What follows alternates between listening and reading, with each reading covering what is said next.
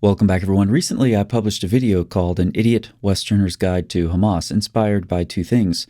Most importantly, to address the idiotic reactions of many Westerners to Hamas, and second would be the popular series of books called Idiot's Guides. Many in the comments section said they would like a version with fewer uses of the word idiot. So here's the softer, gentler version, which addresses the same issues, though a bit differently. I'd like to proceed through this video with several propositions. There they are. Let's get right to the first one. Westerners are navigating significant ideological changes. Let's focus on two of them. The first is the tearing down of alleged oppressive systems and structures, including long-standing social norms. Second, as these norms have been attacked, the self has emerged as supreme. The exercise of autonomy is the supreme good, and someone's feelings constitute the moral duties of others.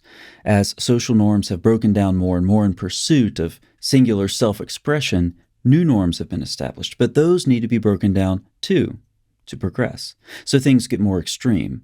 The most obvious and taboo example is that Westerners can now identify as dozens of genders or animals, and many are mocked in other countries for doing so. And yes, in my previous video, I referenced litter boxes in schools.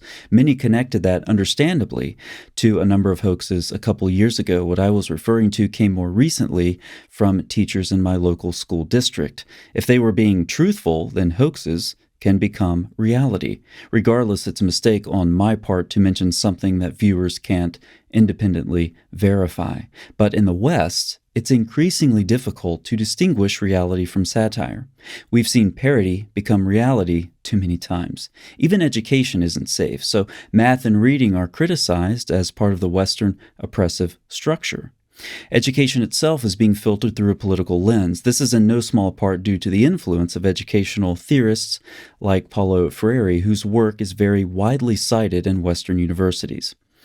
So if you hear that math or grammar is supremacist, or that men can menstruate and get pregnant, or that people can identify as animals, and that these people use litter boxes, there's no reason at face value to doubt any of it. Many of these very things are affirmed by Western leaders, public intellectuals, and published in newspapers and academic literature alike. My evaluation is that Westerners live in the age of absurdity. Your evaluation may be different, but the presence of these trends in Western thought cannot easily be denied. So I think what we can agree on is that Westerners are navigating significant ideological changes. But there's no reason to assume these Western trends can help us understand terrorists like Hamas. In fact, I believe that the opposite is true. That brings us to our second proposition. These ideological shifts leave Westerners ill-equipped to understand Hamas. Here are two reasons why.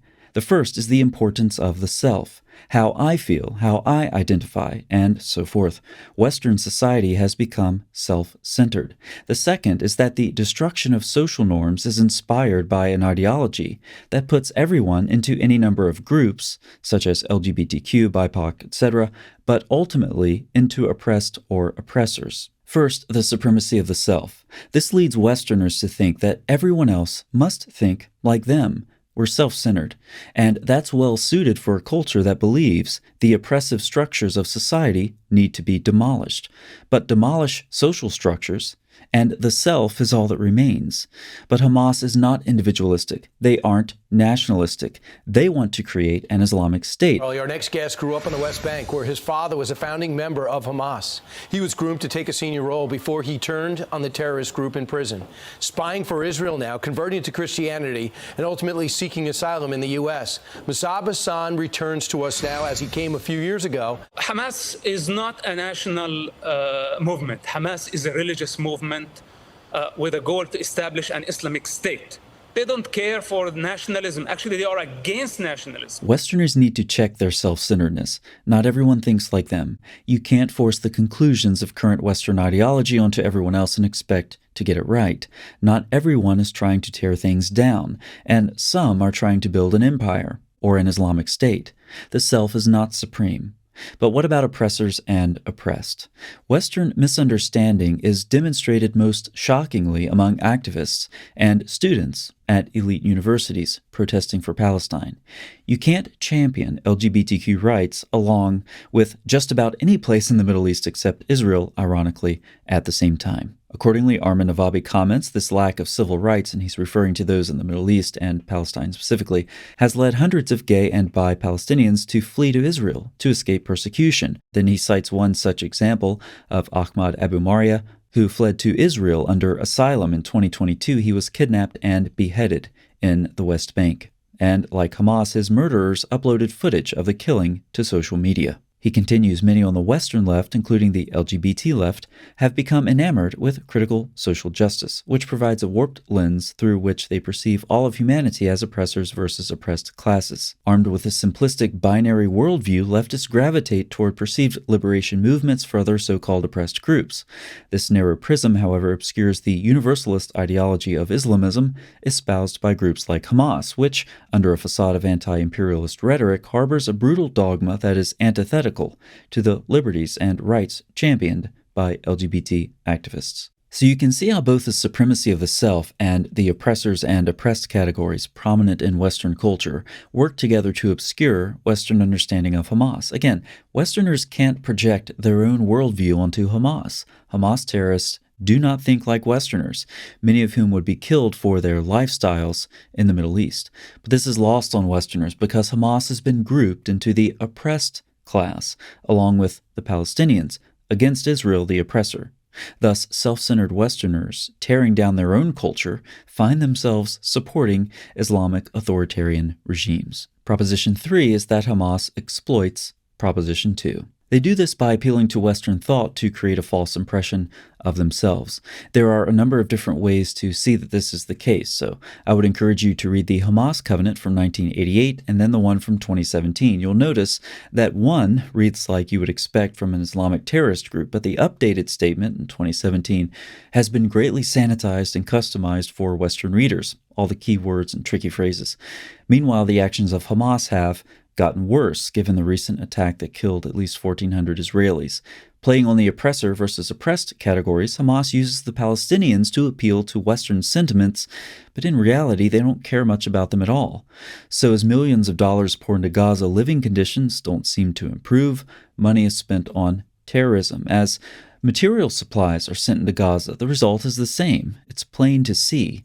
We even have a senior Hamas official affirming that the Palestinian people were simply a front for the world while they planned their next attack. وحماس سلوكها في السنتين الماضيات انه عقلاني وما بتدخل في حروب وما وقفت مع الجهاد الاسلامي في معركته السابقه. لكن هي كانت ضمن استراتيجيه طبعا انه حماس مشغوله بالحكومه في غزه وبدها تدير بالها على 1.5 مليون فلسطيني وملتهيه وخلص تركت المقاومه، لكن حماس من تحت الطاوله كانت تحضر لهذه العمليه الكبيره. Perhaps their favorite trick is hiding behind civilians and then blaming Israel for civilian deaths.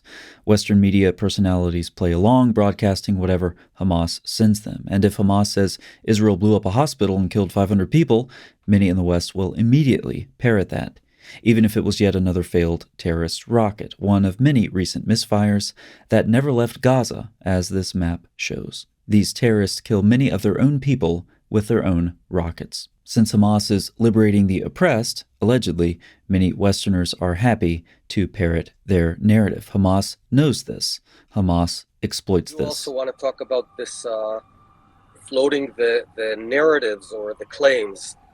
There are no two sides to this hospital. Either it was bombed by Israel or it was targeted by someone else on the Palestinian side. And, you know, if two people come and say, one says it's raining outside and the other says it's dry, you don't bring the quotes of both sides. You just goddamn open the window and look whether it's raining or not. That's what we did. And this hospital, in fact, its parking lot was hit definitely 100% by Islamic Jihad barrage shot fired at 6:59 p.m. We have 3 different videos from different angles showing it. We have the ballistics. We know that an Israeli bomb would have created a crater which does not exist. We know that the propellant in the rocket, because it was a long-term rocket targeted for Israel, so a lot of that propellant was still in the rocket, which created a lot of fire. We have 2 Hamasniks talking to each other and saying and admitting that it is from Islamic Jihad. So Anderson, with all due respect, there aren't two sides to this. Not everything is two sides. And I have a feeling that if it wasn't the state of Israel, then I think the global media would have behaved very differently. The headline of the New York Times saying the Palestinians claim that Israel bombarded a hospital, we don't do that. It's the Palestinian who rape young girls. It's the Palestinians who tear apart limbs. It's the Palestinians who burn whole families and shoot 5-month-old babies. It's the Palestinians, for heaven's sake, who kidnap 84-year-old Holocaust survivors. It's not the Israelis. This is not what Israel does. And you've had ample time. Do your job and show the truth. There is moral clarity in the world. Not everything has two sides to it. Proposition 4. Hamas tells people why they're doing what they're doing. Believe them. Earlier I mentioned the Hamas Covenant of 1988, and it clearly outlines their purpose. They cite one of many Islamic sources that perpetually fuels violence against Jews. The day of judgment won't come until Muslims fight the Jews will hide behind stones and trees. But then the trees will say, Muslims, there's a Jew behind me, come and kill him. You can pause the video and read this disgusting hadith if you want. Hamas is motivated by Islamic sources, as you clearly see here, and will not stop until it obliterates Israel. Note that the sources cited precede events in the 20th century by over 1,000 years. Islamic sources are full of vicious anti-Semitism that for a long time has motivated people to do shocking things. So let's get to some shocking things that Hamas has done recently. The scenes are out of a zombie movie. It's a war zone. And I've heard a seasoned war correspondent who, after walking there, described it as the worst thing he has ever seen. Nothing less. And that should tell you something how horrific the scenes were. So out of 1,000 people, Israelis who lived in this beautiful community, more than 100 were killed.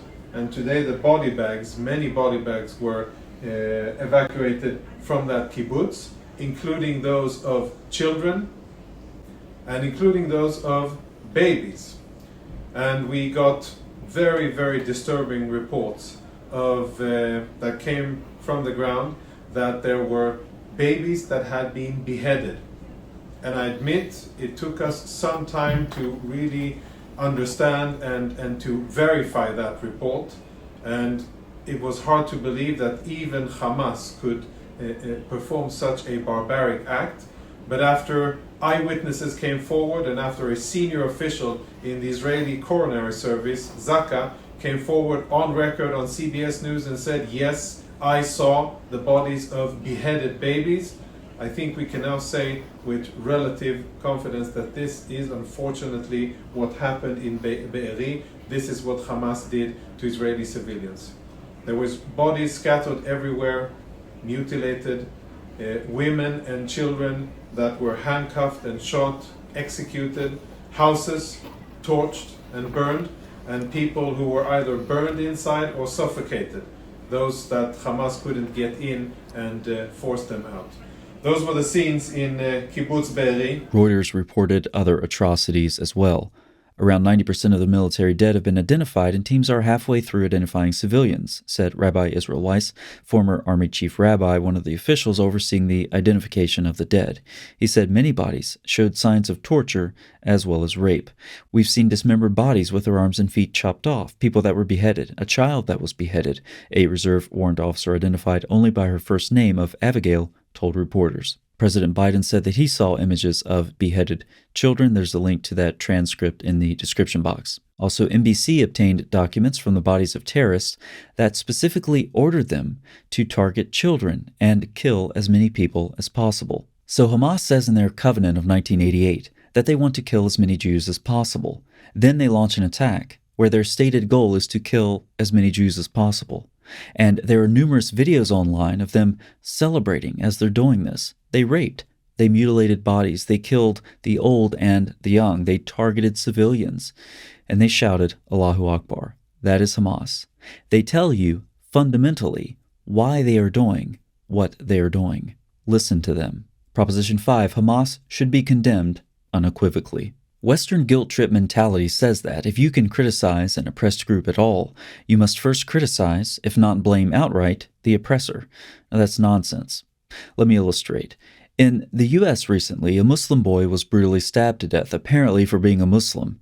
Now, if that's all true, the man who did that should be put to death. There are no other relevant factors to discuss. Can you see where I'm going with this? In the same way, when Hamas terrorists kill people for the crime of being Jews, they should be condemned and put to death. Westerners will feel the urge to say something about Israel, the oppressor, or like students at our elite schools, they'll blame Israel for the slaughter of Israelis. This is a Western presupposition that takes the oppressor-oppressed categories to the extreme, and it is wrong. Westerners need to call evil what it is. Hamas should be condemned unequivocally. To review, Westerners are navigating significant ideological changes. Even if you don't agree with my evaluation of them, I think we can all agree that this is what Western culture is experiencing. These ideological shifts leave Westerners ill-equipped to understand Hamas. Hamas terrorists exploit Proposition 2. Hamas tells people why they're doing what they're doing. Believe them. And finally, Hamas should be condemned unequivocally. So there it is. That's why I believe many Westerners are unable to understand Hamas. I hope this guide is helpful. I've placed links to referenced material and some other stuff in the description box. Also, check out the videos you're seeing on the end screen for related content. Thanks so much for watching. I'll see you next time.